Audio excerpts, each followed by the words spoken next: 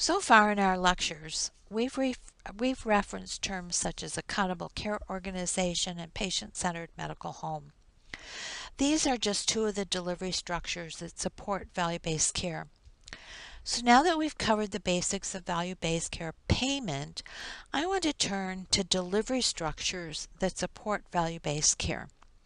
A delivery structure is a way entities are organized to support the performance of services. Just as payment structures have changed over time, so too have delivery structures. Initially, medical care was delivered as siloed structures where every type of service was essentially performed by a different entity. There were hospitals for inpatients. These included acute care hospitals, rehabilitation hospitals, mental health hospitals, etc. Acute care hospitals had emergency departments because persons in true emergency situations usually also required acute inpatient care. But even in the case of emergency departments, or for that matter, other departments within a hospital such as laboratory, pharmacy, radiology, etc., operations were quite independent. Likewise, physicians had their own offices. Sometimes physicians formed small groups, but mostly to provide coverage for each other so one could be seeing patients in the hospital or taking a vacation while the other saw patients in the office. Nursing homes, home health, retail pharmacies, durable medical equipment, DMEs, and other providers were also independent. This functional segregation made it difficult to create multidisciplinary teams and certainly to coordinate care across the full cycle of care. About 30 years or so ago, quality and cost improvement came to be recognized as needing to be addressed, with Medicare and some private health plans initiating quality measurement as part of the reimbursement structure. A bit later, quality scoring was initiated so consumers could compare providers. Some of the early efforts to address quality and cost improvement recognized the lack of integration. Various ways to improve integration of care included care coordination, disease management, case management, and other such roles, initially by health plans and then by providers. Hospitals also started to develop integrated delivery systems, where nursing homes, DME providers, and others were acquired to assure that patients could be discharged to a nursing home on time or equipment was available for use in the home, as well as to better assure that needed follow-up care was coordinated. Physicians also started to form larger group practices and interdisciplinary clinics. They joined independent practice associations, or IPAs, that contracted with physicians to work and manage care organizations with negotiated payments. As reimbursement became ever more complicated, smaller physician practices bought into management service organizations, or MSOs, that could take over the financial administrative side of their business. These new delivery structures somewhat helped to achieve economies of scale.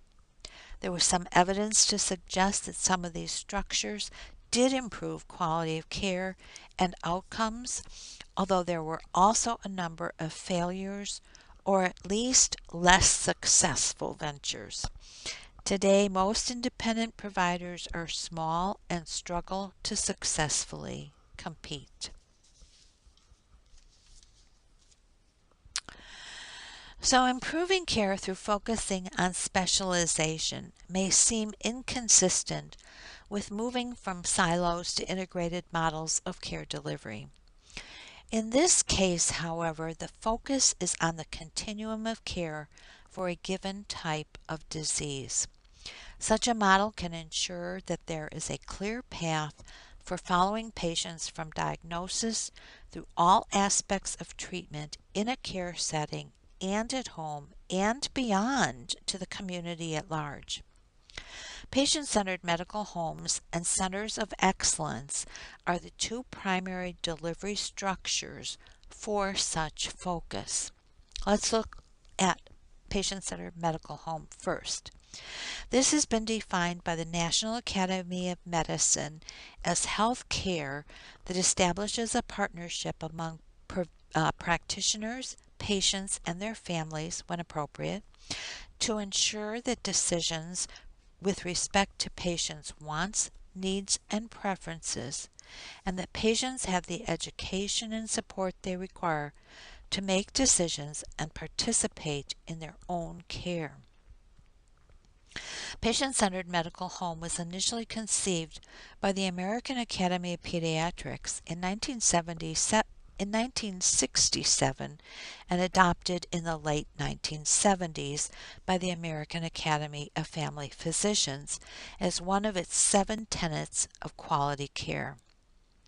Initially, patient-centered medical home had no relationship to payment, and in fact, this contributed to its slow start.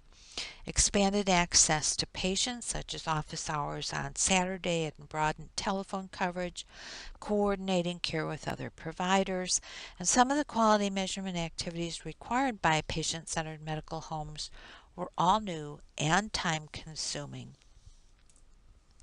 Today it is found that 1 in 5 physicians practice in a recognized patient-centered medical home, and CMS programs have provided foundational payments whether the patient-centered medical home is adopting other forms of value-based care or not. The National Committee for Quality Assurance, or NCQA, was the first accrediting body to provide recognition for patient-centered medical homes. NCQA modified its standards in 2017 to address current issues providers are facing.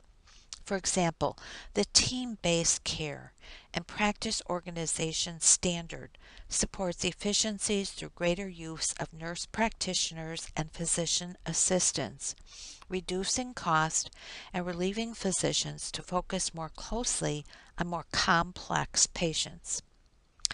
Patient-centered medical homes are also required to have regular care team meetings, engage all team members in practice performance improvement, and get patient input into operations. A lead provider must be identified to oversee the patient-centered medical home program. Other standards address care management and support, knowing and managing your patients, care coordination and care transitions, patient-centered access and continuity, and performance measurement and quality improvement. In addition to many more physicians practicing in patient-centered medical homes, results such as 62% lower spending per patient-centered medical home Medicare beneficiary, 11% lower risk-adjusted use of emergency services, and 12% fewer hospitalizations are consistent with value-based care goals of keeping people healthier and thereby reducing cost. Another focus care that also has a then and now is the Center of Excellence, which may also be called an institute, although some experts suggest there are slight nuances that distinguish them from one another. Generally, a Center of Excellence or institute is a team, shared facility, or entity that provides leadership, best practices, research, support, and or training for a focus area. In healthcare, centers of excellence can be established by medical specialty societies, government entities such as the National Cancer Institute, consumer groups organized in response to a disease, or hospitals or healthcare systems. Note that the term institute seems to suggest establishment by an entity other than a provider. It is also noted that use of the term Center of Excellence by a hospital or clinic does not refer to a universal certification or set of standards. Some centers of excellence developed by a hospital or clinic may be certified by a related professional specialty society. For example, the American Society for Metabolic and Bariatric Surgery certifies bariatric surgery centers of excellence. Not only does this provide some degree of oversight, but in some cases helps determine Medicare reimbursement. For example, Medicare will only cover bariatric surgery if performed in a center of excellence certified by the American Society for Metabolic and Bariatric Surgery.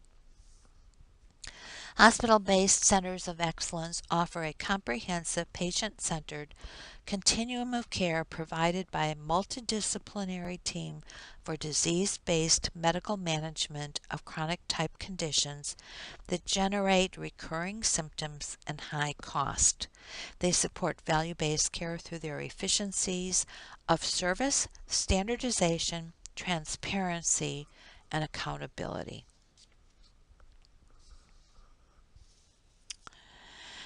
There are also a category of delivery structures thought of as comprehensive. In this case, for value-based care, comprehensive enables a greater level of care coordination across disparate, legally separate healthcare provider organizations. And there are three we're going to talk about. Accountable Care Organization, ACO, is a concept adopted by CMS in 2010.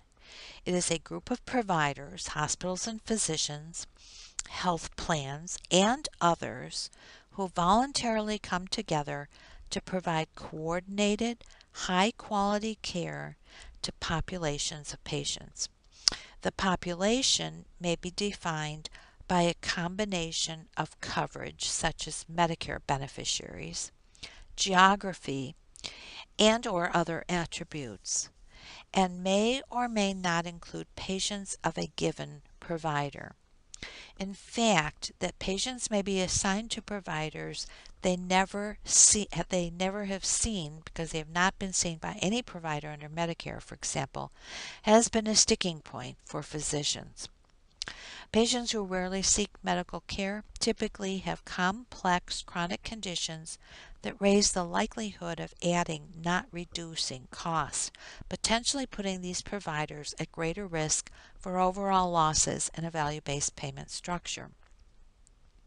Medicare, however, does note that patients still have choice and could decide not to see the provider to whom they have been assigned. But it was CMS's position when forming ACOs that assignment might encourage patients to seek medical care and hence improve their health and ultimately reduce cost. Such patient assignment will be discussed further in another lecture, as there are many issues. It should be noted here, though, that CMS requires an actual organizational structure for its ACOs, whereas commercial health plans generally refer to ACO as a scope of contract, not a delivery structure. Another comprehensive form of delivery is the clinically integrated network. This is a team of primary care and specialty physicians who actively participate in a streamlined care delivery model.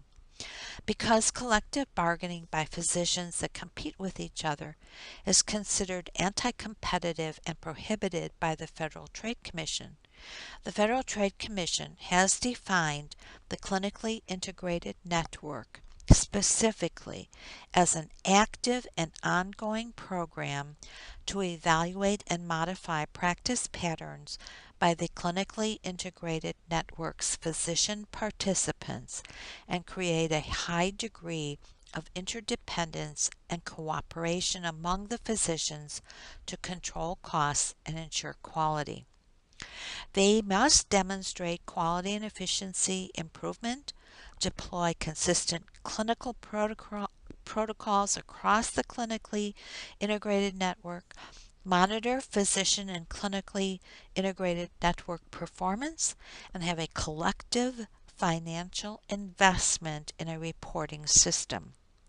The clinically integrated network structure has been very important, especially for the bundled payment model of value-based care. And the last on the list here is population health management. And this has been used to describe a healthcare delivery structure wherein healthcare teams join together with community services to address not only the population being served, but the need for addressing social determinants of health.